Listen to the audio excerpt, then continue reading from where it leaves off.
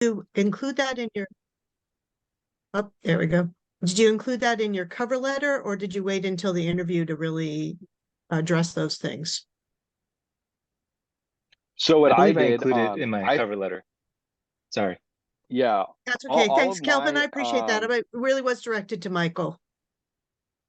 um all of my clinical experience was on the cover letter and on the resume. I waited until I got to the interview and they asked me, what is your experience? What I actually had one place actually straight up ask me, what's going to make you different and how are you going to connect to the clients rather than the next person that walks in the door? And then that's when I said, people with mental health disorders, symptoms, people that have substance use disorders, I have more in common with them and I know how to talk to them rather than the person on the street who is totally normal. And so I can build rapport with people that have these types of issues faster. I know where they're coming from. I know what their life has looked like. Not all, but the general experience. And so that part set me apart from a lot of people because not a lot of people were born into a family that struggled with mental health and substance use disorders their entire life. So it was a very unique experience that I could separate myself from others. Thank you.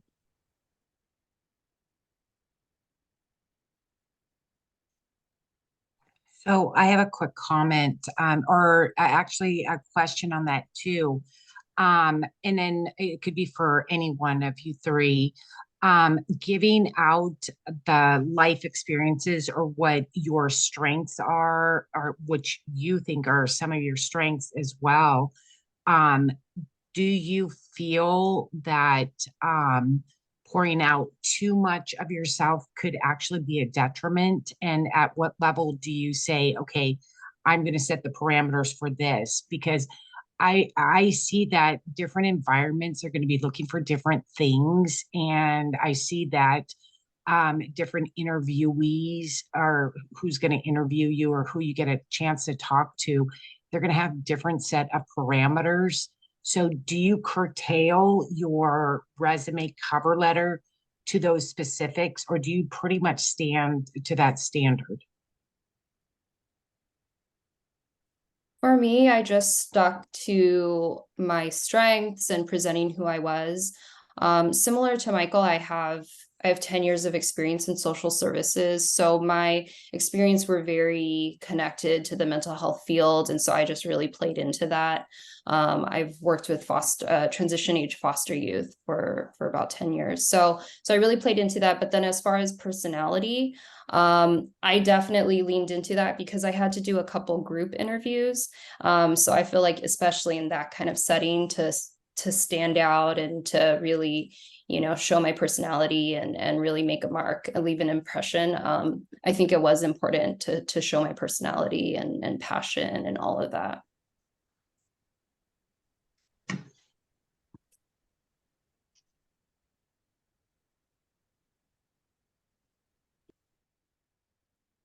All right.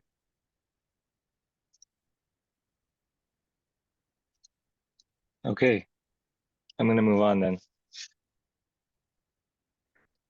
So, don't get your heart set on one site. I've seen some people make this mistake. They find a site that's 10 minutes from their house, is working with the population they're interested in, has a great supervisor, and they say, "Oh, I'm going to work here." And they spend they spend hours customizing the resume and their cover letter, and they get on the phone and they send the resume, and the site, either doesn't respond to them or isn't hiring at that particular moment. So don't get your heart set on one site. A lot of things have to align for you to get a position. The site has to be in hiring mode. They have to have a need. The clinical director has to be in that phase where he's looking for a intern. So there's a lot of things that have to align that are not in your control to get a site to call you back. So long story short, apply to as many sites as possible because you just never know what is going to come along your way. I know Laura mentioned she applied to about 10. I applied to almost 20. and it's not that much work once you get into it to apply to lots of sites, especially if you're not customizing your resume and cover letter for each individual site. Okay, so here's a kind of what I did when I applied. Okay, if there's no specific instructions online, I'll just call the main number and I'll ask, who do I email? I'm a mental health counseling intern. Who do I email my resume to for an internship? And then they'll usually give me an email and I'll email it. And in my email, so what you want to do when you email is you want to make sure that you're providing them all the information that they need and that you make things easy for them. Because the worst thing that you want to do is you want to send an email with incomplete information, and then the person has to reply and ask you for it. Because guess what? They're very busy people and they're not going to do it. So you want to tell them who you are. I'm a master's student, clinical counseling at what school, why you're writing to them. I'm seeking a practicum position. When, starting in January, because if you're starting at a time that they don't need you, then they can tell you very quickly, oh, we're not looking for anyone starting in January, but if you're starting in May, yes, we can talk. A brief list of strengths, or something that will make you a great fit, something like a little hook for them to say, oh, this is a great candidate. So for example, my email, I put, I've got 18 years sales experience. I think a lot about human psychology. I've had a lot of success talking to people and resolving problems, something like that. Your phone number, and attach your resume and cover letter. Don't make them reply to you and ask you for a resume and cover letter. Just put it all in there. That way, everything they need is in one email, and they can look at it and decide if they want to reply to you and say, hey, I want you to interview, or they can reply to you and say, hey, this is all great, but we're not doing interviews until 2 months from now. So just make sure, the outline's all there. Just make sure they have everything that they need to respond to you and not have to ask you anything else. Let's see. Yes, so that's all the tips I have for applying, actually. So anything from you, Michael or Lara? Yeah, I'm a little old school, so I'm gonna bring back some stuff that my grandfather taught me. When in doubt, don't use technology. Call them up, get to know the people on the other line, even if it's an operator or if it's somebody working the front desk. Those people have the keys to the facility if you know how to talk to them correctly. And be honest with them. Like I have those ADHD and those autism traits, so I'm honest and I can't lie. So I'll just straight up tell them, look, I'm a person who is looking for a practicum site. Can you help me? And then I will get that sweet older lady going, you know what? I have just the person I need you to talk to. The first time I ever did this, I applied 20 different places. I started calling them repeatedly. I got a hold of one really nice person who got me in touch with the person that was in charge. Literally, I almost landed a manager's position for one of the treatment facilities the first time this happened. So you never know what doors are going to open when you talk to one of those people that are at the front desk. The other thing I would say is always follow up, because I don't remember who it was, but someone was saying, like, I email people. Email human resources or call human resources. Those are usually the people that know who you're going to talk to. And don't just email and be like, okay, I'm done. Call them up. And if you don't get anybody, I called one place 3 separate times, and they were like, finally, like, yeah, we know who you are. We read we listened to your messages. So it's like, hound them. They'll pick up the phone eventually.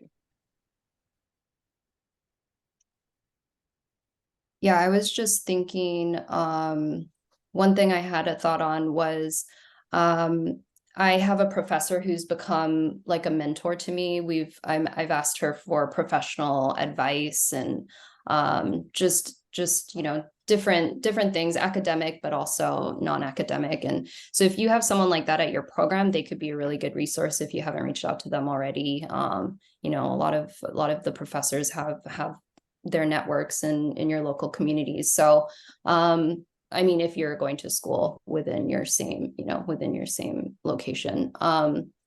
And I had another thought too. Oh, the other thought I had was that, Kelvin, I slightly disagree with you on it being easy to send out these emails or these letters once you get into the groove of it. But I mean, I was working full time. I was in school full time when I was going about this process. So it was extremely stressful for me. And even though, yeah, the letters, you can easily tweak them once you get into that rhythm.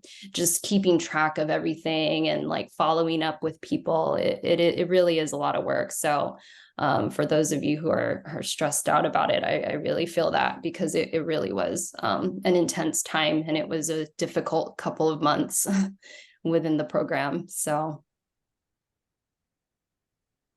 Absolutely. Elizabeth? How far in advance did you guys start doing some of the emails? I think I honestly think I should start now, knowing that it's going to be like a year or something. But 6 months, I've heard some horror stories. People started 6 months out, and they had such a difficulty because of like what you guys were saying, that they didn't have openings, interns were not there. I wish they would almost like post a time, say, hey, we only take them in January. So you can start looking at those things now. But when would you suggest to start looking? yeah, I think I saw Michael's put up 3 months. I would agree with that. 3 years. 3 years. 3 years. I That- stacked the deck. Ah, So the first time I waited for about 4 months until the deadline, almost lost it because like it came down to the last 15 days. mm, That was 4 months. This time I got hired at the company in April 2020. I got my denial letter from the BBS stating that I was in deficiency and couldn't use that degree in July. Walked into the CEO's office in August and said, "Can I internship here?" And then that was that month is when I signed with Concordia, and like every year I kept walking into her office. Do I still have a practicum site? So that's what I did this time. So I started 6 months ahead.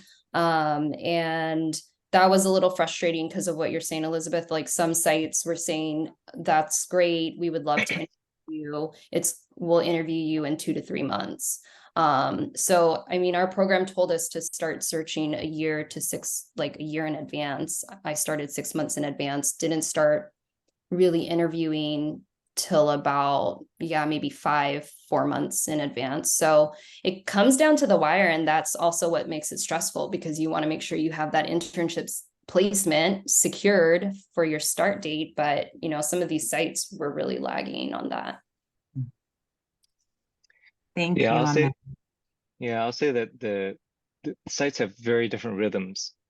Some sites, I started 5 months before, and I started getting interviews 4 months before, but some sites wouldn't interview at all until 3 months before. But at 4 months, I had already interviewed at 3 places, and I wasn't going to wait for them. So I took one of the offers that I got.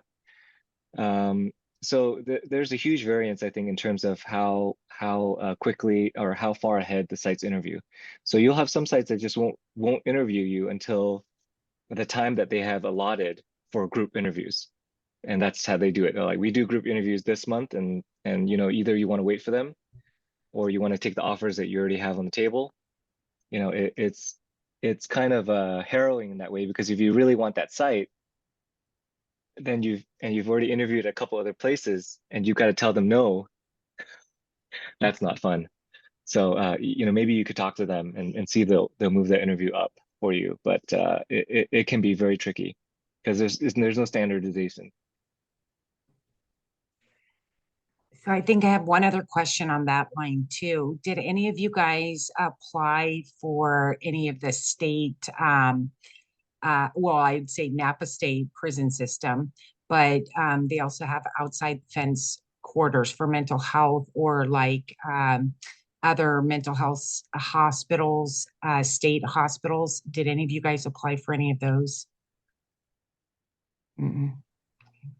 I applied to the prison system prior to practicum for a job, I stayed away from it because of what they asked me to sign was a waiver stating if there was ever an inmate takeover of the prison, you're agreeing to not be bartered for.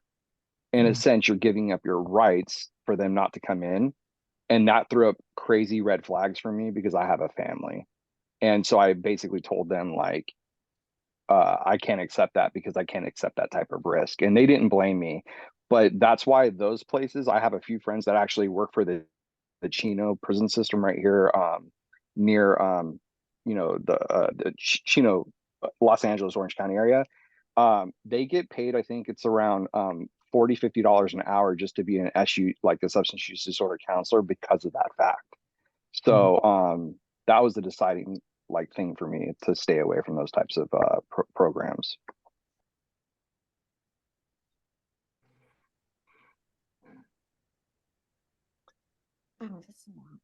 All right, I'm going to move on.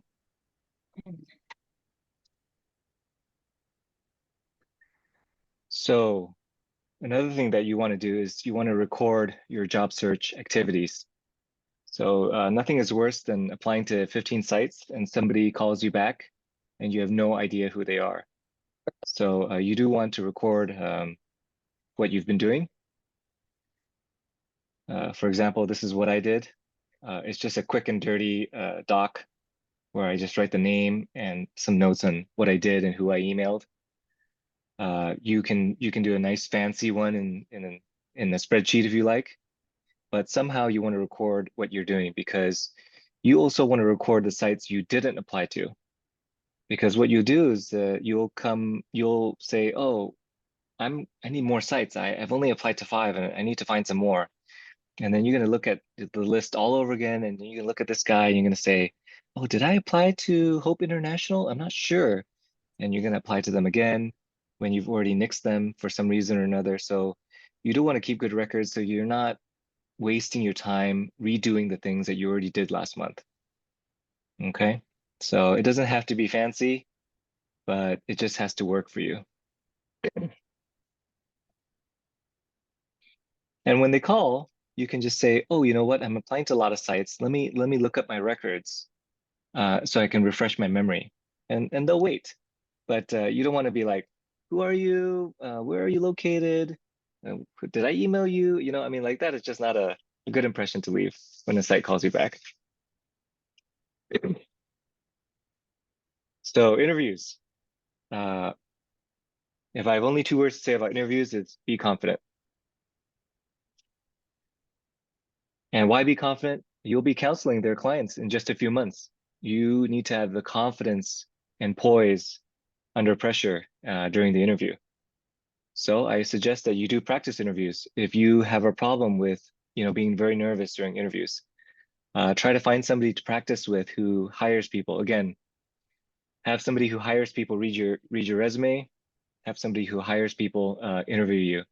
They don't need to know anything about mental health counseling, but they know how to interview and they know a good interviewee and they can give you the right tips. Another thing is mindset. Have the mindset that the site needs you because there is a shortage of mental health counselors and they do need interns. So in effect, they do need you.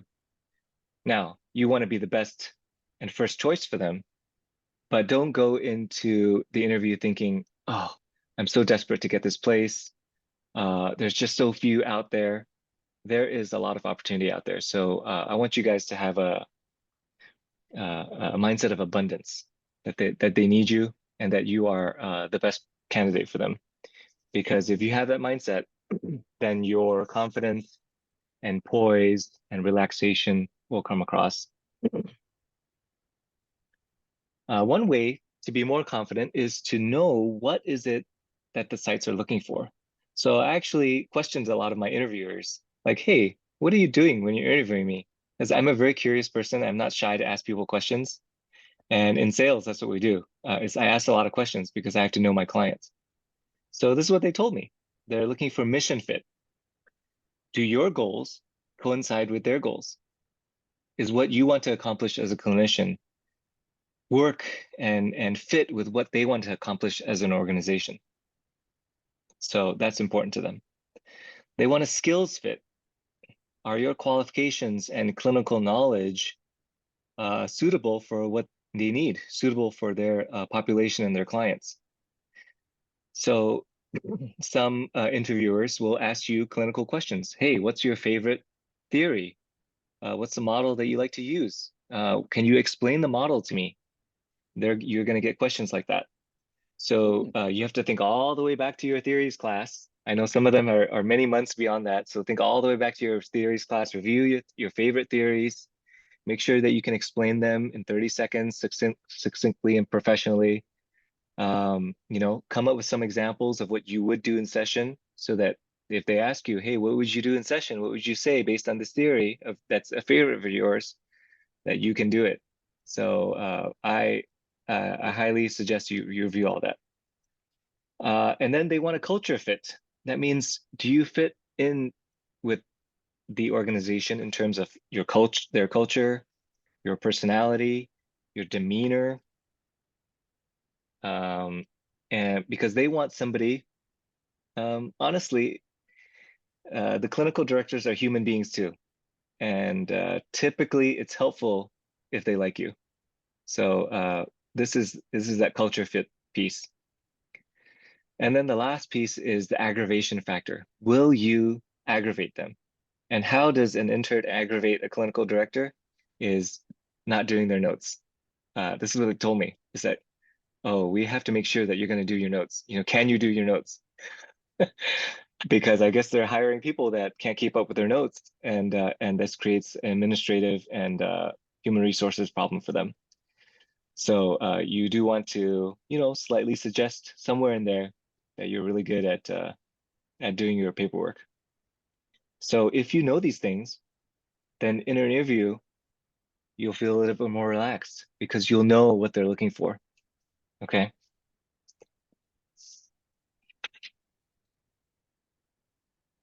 And I won't click on these links now, but they'll link to some documents that go over common questions that sites ask in an interview and some of the questions that you might want to ask them. You always want to have questions for a site, because at the end of the interview, if you have no questions to ask them, that sends them the message that you're not very interested. Maybe you're not very thoughtful. I mean, as a counselor, you should always have questions at the ready, right? More that you want to know. Now, panelists, do you have any memorable or helpful interview experiences that you'd like to share? Can I share real quick, and then I have to go put the baby down real quick? Sure. The one thing that I want to tell you is I actually am the one at my company who trains the therapists and the SUD counselors on how to do their jobs. And I'm going to tell you right now, Kelvin was stating, can you get your notes done? That is like number one on the radar for hiring anybody clinically, because I'm not going to tell you names or anything like that, but I will tell you it's a very common problem where people are behind on their notes to a point where they end up either being put on academic probation or something like that. So if you're able to type really, really fast, that is a really good strength for collaborative documentation, meaning you document your notes while you're in session with them. And in Los Angeles, that's a big thing with the DMH population right now. The other thing is when you're in the interview process, connect with whoever you are with. Talk about something, find something that they connect with you. I play to my strengths. I'm tattooed and I'm tattooed all over. And you will not believe how many executives have tattoos and see mine. And then that's a talking point. And then it's like a rapport gets built instantly. Find something like that. Kelvin has got martial arts background. So do I. If I found that out, we would be talking for days and Kelvin would be my brand new best friend. So I'm telling you, things like this, connecting with the people on the other side of that interview is the key thing that you can do. That's all I have to say, and I have to go. I'm so sorry. Thanks, Kelvin. Thank you, Michael. Appreciate it. One tip that I received that I really liked, one of my classmate friends, he told us to prepare treatment plans, like just have a very simple treatment plan ready in your head, like the the layout, because he was asked to do that within his interview at an internship site, was to produce just a very simple treatment plan. So I didn't actually get asked to do that, but preparing one for myself, I felt like did help me feel more confident and like have some talking points ready. The other thing that I thought is a really good thing to ask in an interview is how they get their clients, what their wait list looks like, because I know of at least four classmates who are in practicum now. Two of them had to scramble in the middle of their practicum semester to find a second site because it turned out that their initial site wasn't going to be able to provide as many hours as they initially said. So that's one thing. And then the two other folks that I know, they're at a school-based site. So that was just, they're going to have to find a second site probably for the summer. So I think that's something to look out for. And it's possibly a red flag, maybe not always, but red flag if the site tells you, like if it's a private practice and they say, you're going to have to look for clients, you're going to have to do the marketing. That's very stressful to do as a student. So I personally, would put that as a red flag and maybe not consider that site if they were having you look for clients yourself. Thank you. Any questions? Yeah, I had a question about that. I was researching in Massachusetts that practicum and internship has to be done at like a clinical mental health like site, a community mental health site. It couldn't be like a private practice. And that's what I thought it was, the requirements for California as well. Can you speak to that? Yeah. I'm not aware of any restriction on private practice. Okay. Our program did. I'm sorry. I was going to say, I actually am getting my master's through Grand Canyon University, live in California, going to practice in California. And they uphold all the highest standards as well to California. But Annika, I believe it's the same. They were telling us from our supervision level, or the supervising counselors, that we cannot pick a private practice or a practice. It has to be in a community-based program. One is because of the diversity of the population that they're going to get. And then two, also just making sure that you have the clientele and that experience to take your exams and your boards, and you won't get it in private practice. And for that very reason that Laura said, was scrambling around at the last minute because they were making people go and find their own clients or send out business things saying, hey, teach them the marketing. And that's not the way they wanted to go at all.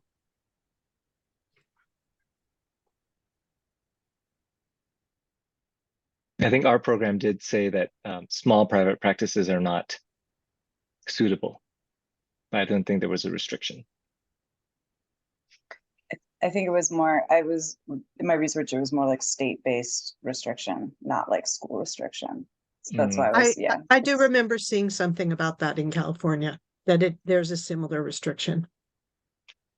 If you look on the licensing site, you'll see that. I think you're correct, Nancy, because I think it's how many hours that you have to get in certain areas, and they tell you community-based programs as well. I just read over that. And so if Laura and Calvin, you're doing it at private practices, or are they? No, mine is a nonprofit.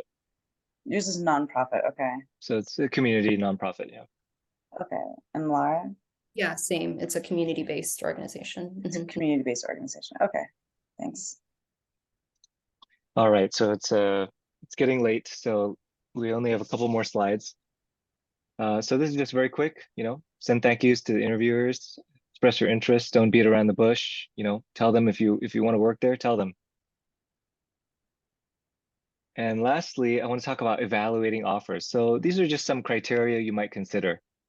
I know in the chat somebody had asked about how do you pick your site? See, these are some of the criteria I picked. I'll just tell a story about my sites. I think I nixed one site because they primarily worked with youth minors, and I didn't want to work with minors when in my future practice. And then the other site was just too far. I think it was a 45-minute drive. That might be short to some of you, but it's long for me. And so I nixed them. And this site was close enough, and they focus on couples, which is something I'm interested in. And the supervision was great. I managed to contact some alumni on LinkedIn who interned at that site, and I asked them about it, and they said, "Oh, the supervision is great. The whole organization is great." So I got some feedback that's not from the site itself, some objective feedback, which is very useful.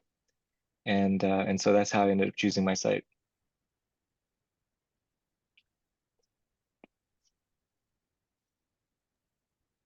Yeah, I think one thing too, I just remembered, Kelvin, based on what you're saying is, as far as like keeping sites organized and keeping those references, I did reach out to a couple sites who said they didn't have internship or practicum placements, but they looked over my resume and they would be very interested in me reaching out after I graduated. So I have them in my files to reach out for, when I'm looking for a job. So that's another good reason to keep all of that organized. But yeah, similar to Kelvin, I had a lot of different reasons. Out of the 4 that I interviewed with, 3 offered placements. One also was, I do want to work with adolescents, but one was primarily with younger children, so I didn't want that. And I also wanted more experience with adults as well for my training experience. One was school-based, so like I said earlier, it wasn't going to span the whole calendar year. And then the one that I ended up with, it was my first choice, so I was happy that they offered, but I did choose this site specifically because they offered a 2-month intensive training for sexual assault and domestic violence, so a trauma training that I was really interested in. But that was a concern at first because I actually wasn't sure that I'd be able to finish my hours since I started seeing clients 2 months into my internship. And by that time, classmates in my supervision class or in my practicum class were already seeing clients for like 6-7 weeks. So I felt very behind, but luckily, because it is a community-based organization, they have a very long wait list. So I've been able to pick up clients in the last 2 months, and I've made my hours at this point. But I was able to pick up clients and then also intake. We also answer the LA rape and battering hotline, so that's also counted as direct hours when I speak to callers on the hotline. So it was good, and my site, they made that clear that when I expressed that concern that I wouldn't be able to start seeing clients until 2 months after starting, they listed that these were all the ways that they would really help support me get those hours, even though it would be a late start. Thank you, Laura. Well, I just want to thank Laura and Michael again for participating and giving up their valuable time this evening for us and for you guys. I'm going to stick around for a few more minutes to answer any other questions.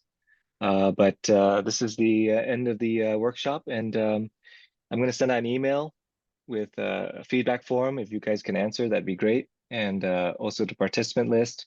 You guys can network and help each other out and trade ideas. So yeah, so thank you so much.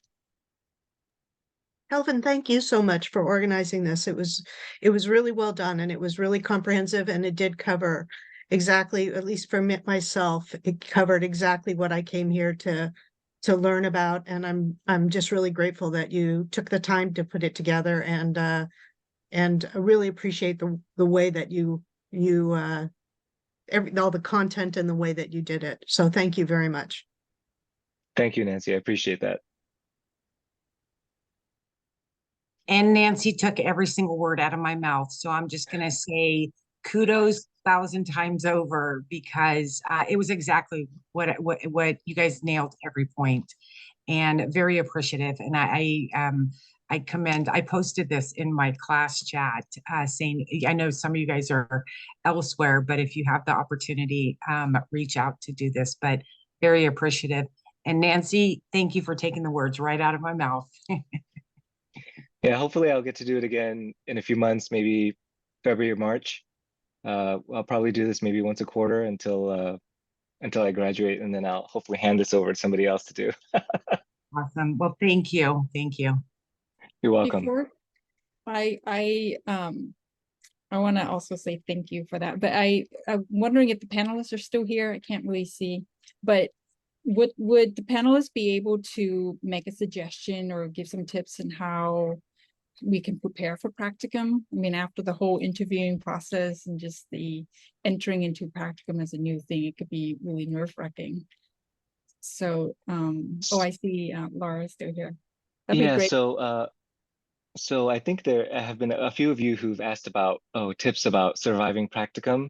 It's not within really the scope of this workshop, but it's definitely, since I have gotten multiple questions about it, maybe we'll do another workshop, or we'll add it as a topic to this one for the next go around. I don't know if you have anything brief you can share, Laura. I mean, yeah, that's a huge question. I would say be gentle with yourself. You got this. Like Calvin said, be confident. Like all in the same boat, just, dealing with imposter syndrome and, just trying to get the time management down and just deal with everything. But I would say one thing that comes to mind is really I think it's a great idea to ask your site that as well. My site provided very intensive training, so that was very helpful to me because I felt like, yeah, it took some time to get started with clients, but we did have that training. So if there's anything that they might be able to give you some specific, tips on maybe trainings you could do online if you need that to help you, be better prepared. That's just one thing that comes to mind. Yeah, my field coordinator said, communicate, communicate, communicate. If you have questions, ask. If you have concerns, say. The sites, sometimes they are not empathizing and putting themselves in your position. They've been at it for years, and you're new and you don't know anything. So you just have to ask and keep communicating with them. Great, thank you. For me, I mean, I'm going to start tweaking my resume, but I'm at the Townsend, and it may not be the case for everyone, but for my own self-care and income, instead of being part-time and starting on my third year for clinical hours, I'm pushing it so that I'm not taking as many classes while doing my hours, because I still need to get some, because most likely I'll find a placement without pay. So I need to get some income. So my current job, I propose, because I know they like me, maybe if they're not too busy, that I can still work part-time on my current job without stress of income and learning a new job, focus on the practicum internship. I think with one class, only have one class overlap, my intern for 20 hours, like no classes, but then I'm longer in the program, but that's for my own self-care of still getting income. And then I'm personally thinking of then making time for like personal therapy, because it's already hard working full-time and taking a night class right now that I know I won't be able to do that on top of hours too. So that's a possibility. You may want to look into your schools but then you don't graduate as soon. Yes. Thank you.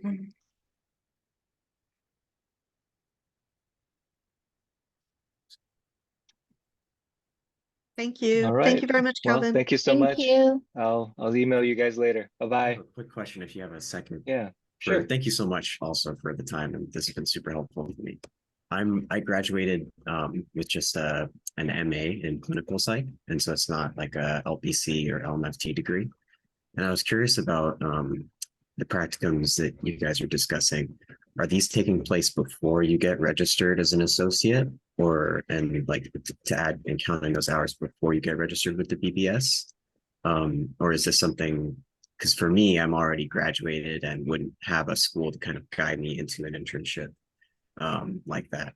And so for me, I'm kind of looking into finding out from the BBS, what are my deficiencies, and trying to get those classes done online so that I can start working and find a site, like a supervision site. But I was curious if maybe I've kind of conflated those two, and maybe they're different things, like a practicum while you're in school versus afterwards. Right. So yeah, this we're talking about graduate master's program, concurrent practicum that's Mhm. guided by the school, supervised by the school. Your situation is beyond my scope. I couldn't really speak to it, so I apologize.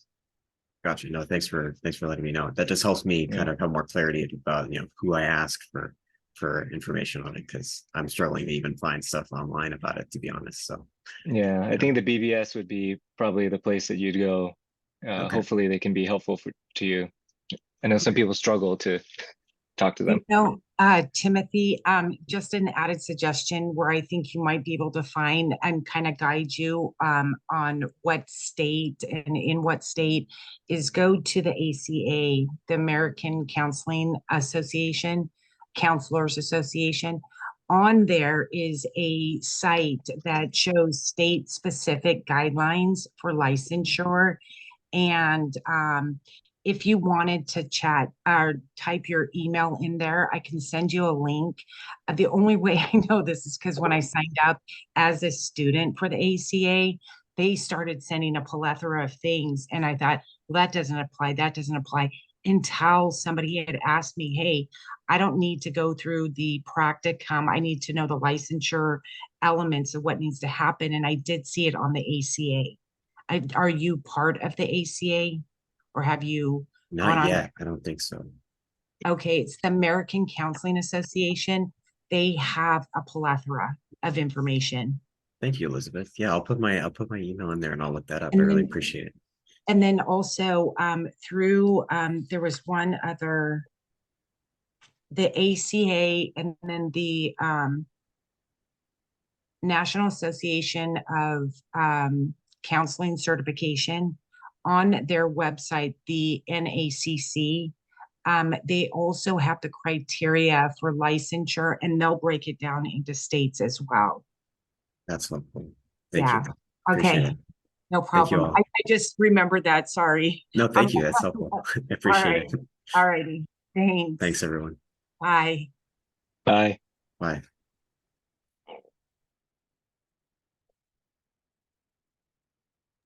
Hey, Kelvin, real quick. Yeah.